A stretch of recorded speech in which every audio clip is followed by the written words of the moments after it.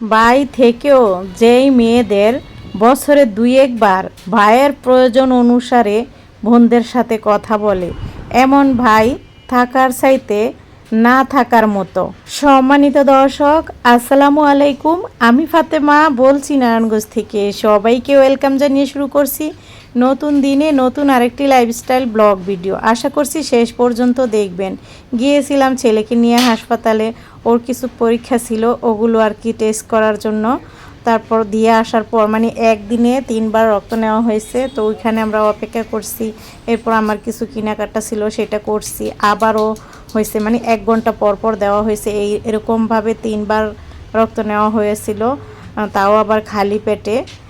শুধু গ্লুকোজের পানি খাওয়ানো হয়েছিল। তো এইভাবে করে আর কি দিয়ে শেষ করলাম। তারপর কেনাকাটা করে এরপর বাসায় চলে আসছিলাম। এসে আবার রান্না টান্না আয়োজন সেগুলো করতে হয়েছে। তারপর ওকে শুরু থেকে হয়েছে রুটি বেলে রুটি ভেজে দিয়েছিলাম, মানে ও তো খায় নাই। আর এই তো রান্নাটা বসিয়ে দিয়ে গুছগাছটা করে নিয়েছি। রান্নার যে ডিটেলস সেটা আর শেয়ার করলাম না, রান্না করে নিয়েছি। এরপর বিকেলের দিকে আবার সেলাই করতে বসছিলাম। সেলাই কাজগুলো জমে যায় আসলে। প্রতিদিনের কাজ প্রতিদিন করে রাখলে অনেকটা কম থাকে, আর আলসামি করে বা সময় না থাকার কারণে যখন না করি তখন অনেক কাজ জমে যায়, আর সেগুলো অনেক মানে আলসামি আরও বেশি লাগে করতে। এই জন্য রেগুলার করে ফেলেই ভালো। তো যাই হোক, এখানে 6 সিট জামা, 3 সিট করে একজনের 2 জনের জামা সেলাই করে কমপ্লিট করেছি। আরও আছে, সেগুলো আবার ইনশাল্লাহ করব। এই যে কাজগুলো করেছি না, একদিনে বসেই কিন্তু কাজকাম করে 3 সিট সেলাই করে নিয়েছি। আরেকদিন বসে 2 দিনে সেলাই করে ফেলেছি। আগে তো 10 সিটও সেলাই করতাম, এখন সেরকম আর পারি না আগের মতো।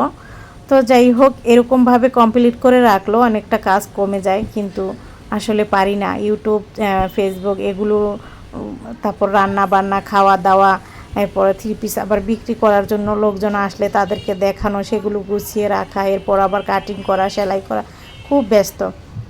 তো যাই হোক, এই তো জামা সেলাই করার পর আয়রন করে রেখে দিচ্ছি। কাস্টমার আসলে ব্যাগে দিয়ে দিব ওদের যার যারটা তাড়াতাড়িকে। তো এখানে আমি গুছিয়ে রেখে দিলাম। আর পুরো আলমারিটা মানে সুকেসটা দেখাইলাম না, অগুছালো। এই জন্য কাপড় দেখানোর পর আসলে সব সময় গুছাইতে পারি না, অগুছালো থাকে। 3 পিসগুলো যদিও বাস করি, কিন্তু গুছানোর যে একটা ব্যাপার থাকে সেটা সব সময় হয় না। রান্না ওই পাশে করে ফেলেছি, তারপর আবার মাছ নিয়ে আসছে। তো শেফালিকে বললাম যে তুমি ওগুলো এই যে ফ্রিজে রেখে দাও। আর এই পাশে মেয়ে কলেজ থেকে আসার সময় এই আচারগুলো নিয়ে আসছে। আচারগুলো 1 প্যাকেট 30 টাকা হলেও খুব মজার। তো অনেকগুলো আচারই আনা হয়েছে, খেতে ভালো লাগে। আমড়ার আচার, পাঁচমিশালি আচার খুবই ভালো। আমরা কিছুদিন আগে সিলেট গিয়েছিলাম, সেখান থেকে চড়া দামে আচার কিনি, সেগুলো তো খেতেও পারিনি, একদমই নষ্ট ছিল।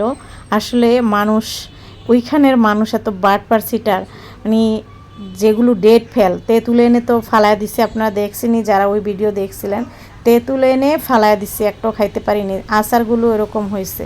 এত ভালো জায়গা থেকে জিনিস কেনার পর যদি এরকম ঠকতে হয়, কি আর করার আছে।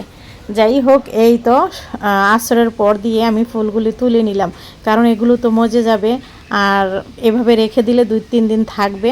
আমার তো এত ভালো লাগে নিজের গাছের এত সুন্দর ফুল, আবার হচ্ছে বুঝে যাবে, তাই তুলে ফেললাম। কেমন